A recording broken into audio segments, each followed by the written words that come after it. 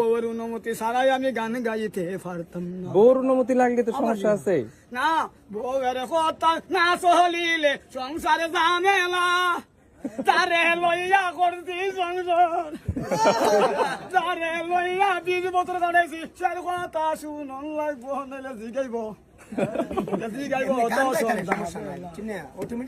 সন্ধ্যাবেলা বাসায় গেলে গলাতে দরিয়া, কি করছো রে বানের স্বামী,